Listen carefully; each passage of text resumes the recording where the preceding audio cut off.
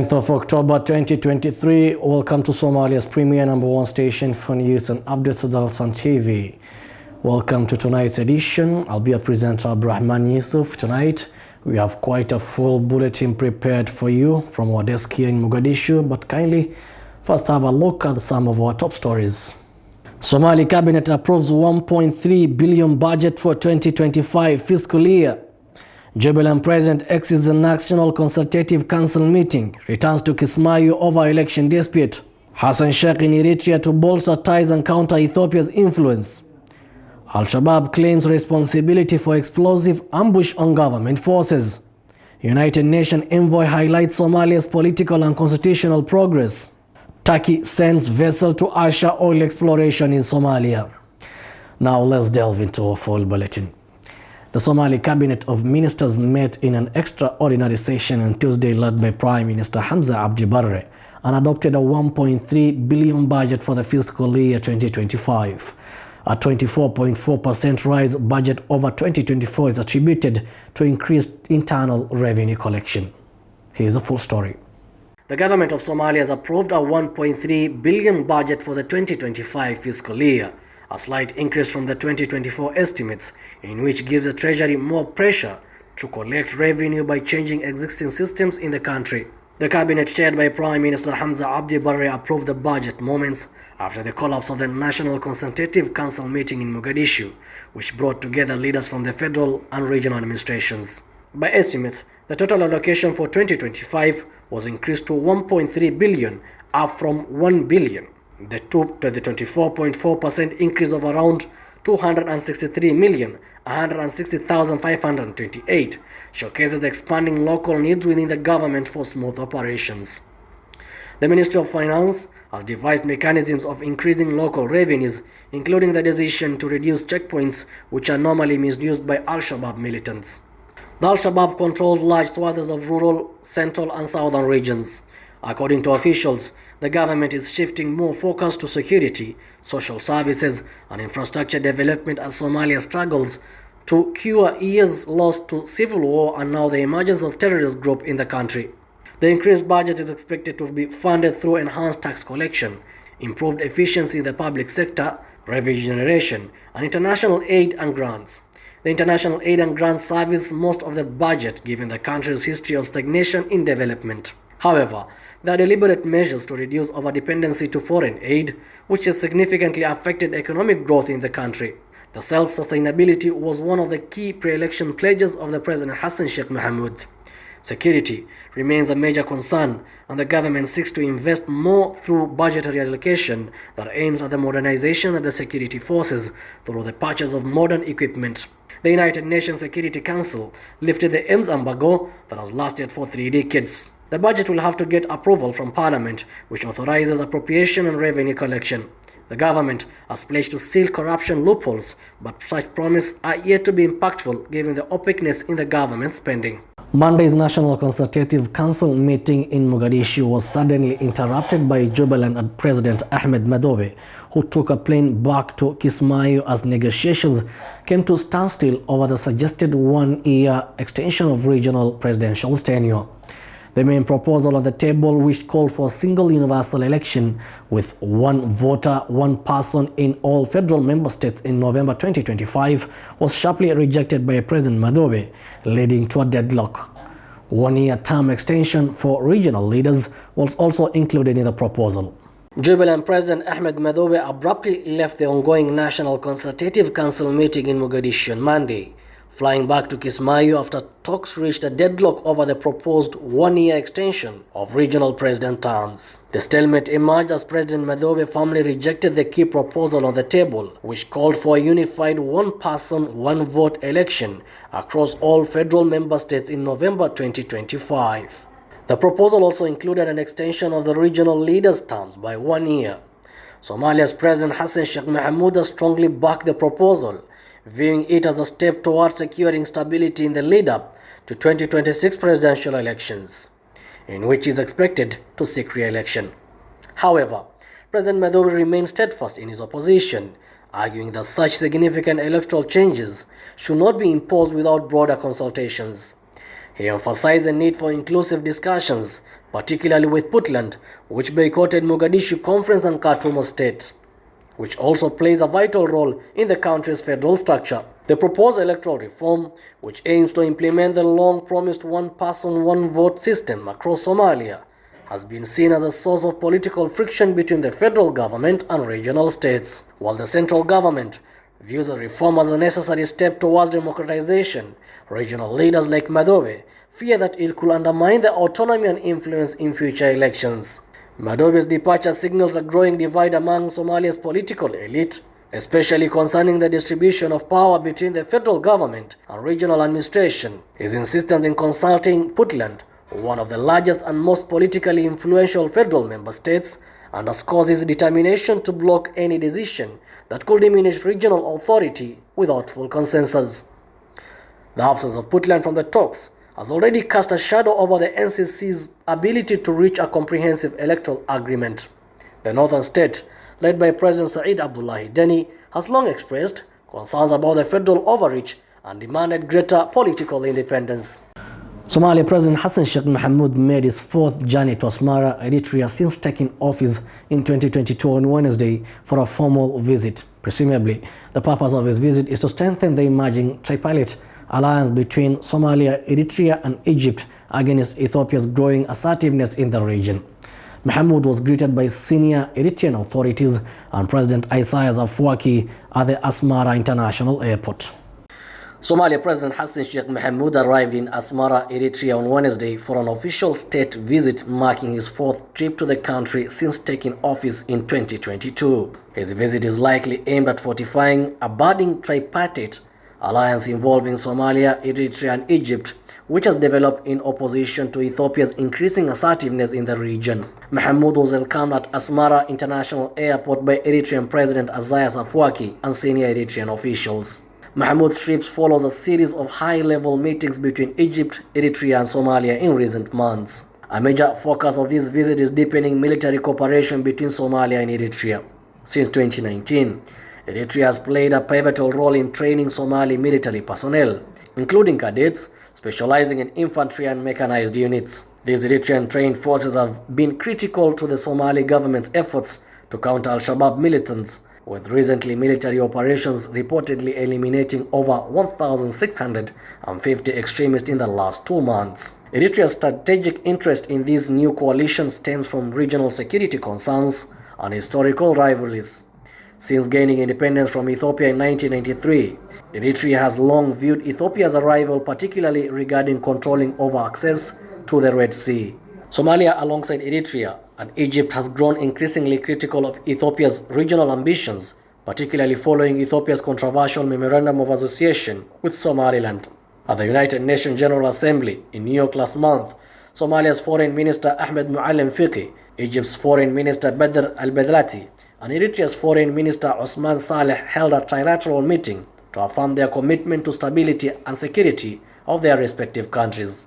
A massive explosion in Shalabot in the volatile Lower Shabelle region of southern Somalia has resulted in several casualties and the loss of life in a targeted attack on government forces. Witnesses describe the explosion as powerful and devastating, and it was directed towards a site where government forces from Somalia were stationed. Military officials reported that the troops suffered injuries and fatalities as a result of the detonation. Although the precise number of the deaths is still unknown, military sources suggest that if the soldiers had not acted swiftly, the death toll may have been higher. A powerful explosion has claimed lives and caused multiple injuries in a targeted attack on government forces in Shalambot, located in the restive Lower Shabelle region of southern Somalia. The explosion, described by witnesses as intense and destructive, targeted a location where Somali government forces were stationed. According to military officials, the blast resulted in casualties, including fatalities and injuries among the troops. While the exact number of casualties remain unconfirmed, military sources indicate that the toll could be higher had the soldiers not responded quickly. Following the explosion, government forces conducted limited operations in and around Shalambot, searching for remaining militants and ensuring the area was secure. The security situation has since stabilized, though tensions remain high. Shortly after the attack, Al-Shabaab, The Al-Qaeda-linked extremist group responsible for numerous deadly attacks across Somalia claimed responsibility for the bombing. In a statement released through their media channels, the group boasted of killing at least one government soldier and wounding 3 others in the blast. Lower Shabelle has been a long hotspot in Somalia's struggle against Al-Shabaab. The region's strategic importance, with its proximity to the capital Mogadishu and the country's southern coastlines, has made it a key battleground in the fight to stabilize Somalia. Over the years, Al-Shabaab has maintained presence in this region, using it as a base to launch attacks both on military and civilian targets. Just weeks ago, Somali forces backed by African Union peacekeepers launched a major offensive to clear Al-Shabaab from several towns in the region. Despite these efforts, the group continues to conduct deadly ambushes, bombing, and hit-and-run attacks. Ambassador James Swan, the United Nations Special Representative for Somalia, recently delivered a pivotal report to the United Nations Security Council focusing on Somalia's ongoing political and constitutional reforms. The briefing touched on several sensitive issues, providing a detailed update on the country's progress while outlining the path forward for peace and stability in Somalia. The ambassador emphasized Somalia's constitutional review efforts, specifically highlighting revisions to Chapter 5 through 9 of the Constitution. Members of the Council, thank you for the opportunity to provide an update on the situation in Somalia. I'm pleased to do so alongside the Somali Minister of Foreign Affairs and International Cooperation, His Excellency Ahmed Mwalin Fiki, also the Special Representative of the Chairperson of the African Union Commission for Somalia, Ambassador Mohammed El Amin Souef, and Civil Society Representative Ilwad Elman, Director at the Alman Peace Organization. And I would like from the outset to honor the dedication and the commitment of the Somali and African Union forces who have made tremendous sacrifices to advance peace and security in the country. Madam President, the federal government of Somalia remains focused on its national priorities. Following the amendment in March of the first 4 chapters of the Provisional Constitution by Parliament, the Independent Constitutional Review and Implementation Commission is now working on chapters 5 to 9 of the Constitution. Consultations have already begun with federal member states, civil society, and other key stakeholders on proposed amendments covered in these chapters, such as power sharing and resource sharing between the central government and federal member states. Progress has also been made in defining the process for one-person, one-vote elections, with the federal cabinet endorsing 3 foundational bills for universal suffrage elections, namely the Independent National Electoral and Boundaries Commission Bill, the Elections Bill, and the Political Parties and Organizations Bill. The National Consultative Council, which convened yesterday with the leaders of the federal government and 4 federal member states, is expected to discuss these bills before they are submitted to Parliament for consideration. The transition from the previous indirect electoral system to the planned new system of universal suffrage will require broad and inclusive consultations and a willingness of all stakeholders to engage in dialogue to build political consensus. In this regard, I welcome the meeting of the National Consultative Council. The adoption of implementable electoral laws and then the establishment of an independent elections commission will be important indicators of progress toward delivering universal suffrage elections. The United Nations is committed to supporting Somalia as it addresses technical, logistical, and other challenges and mobilizes financial support from donors in order to deliver timely and credible elections. Madam President, the fight against Al-Shabaab continues to be the key security priority for the government of Somalia. While making commendable efforts to sustain military operations against Al-Shabaab, Somalia is at the same time tackling the challenges of force generation, taking over security responsibilities from the African Union Transition Mission in Somalia, ATMIS, Turkish President Recep Tayyip Erdogan has confirmed that Turkey will officially commence offshore oil exploration in Somalia, marking a pivotal moment in the Horn of Africa's journey towards economic development.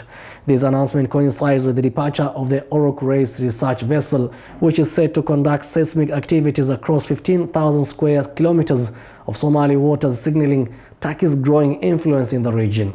Turkish President Recep Tayyip Erdogan has confirmed that Turkey will officially commence offshore oil exploration in Somalia, marking a pivotal moment in the Horn of Africa's journey towards economic development. This announcement coincides with the departure of the Orok Race research vessel, which is set to conduct seismic activities across 15,000 square kilometers of Somali waters, signaling Turkey's growing influence in the region. The farewell ceremony for the Orok Race was attended by key figures, including President Erdogan, Somalia's Minister of Petroleum Abdirazak Omar Mohammed, Kia's Minister of Energy and Natural Resources Alparslan Bayraktar, and the Chairman of the Somali Petroleum Agency. The offshore exploration is expected to last approximately 7 months, during which the vessel will gather crucial data on oil and natural gas reserves in Somali waters. The information collected will be sent to Ankara for analysis to guide future drilling activities. The agreement for this exploration initiative was solidified earlier this year, with Orok Race settling sail shortly thereafter. The vessel's journey is anticipated around 19 days before reaching Somali waters. The Turkish government has been actively involved in various development projects with the country, including military training and support, managing the main airport in Mogadishu, and establishing Turkey's largest overseas military base in the capital. This growing presence is not only aimed at fostering bilateral relations, but also ensuring stability and security in the region. Turkey's relationship with Somalia has strengthened significantly in recent years. Following the civil war that erupted early in the 1990s, Somalia struggled with prolonged instability and humanitarian crisis. In 2011, Turkey emerged as a major player in Somali reconstruction efforts, becoming the first country to reopen its embassy in Mogadishu and launching extensive humanitarian aid programs. The construction of Turkish military base and training facilities has further solidified Turkey's role as key ally in Somalia's fight against terrorism and its efforts to stabilize the region. Lovely viewers, that story from Ankara brings us to the end of our bulletin. I wish to thank the Dalsan Media fraternity for making this news edition a success, particularly my cameraman Anelka and the producer Al Adala. I wish all of you a happy and a blessed night.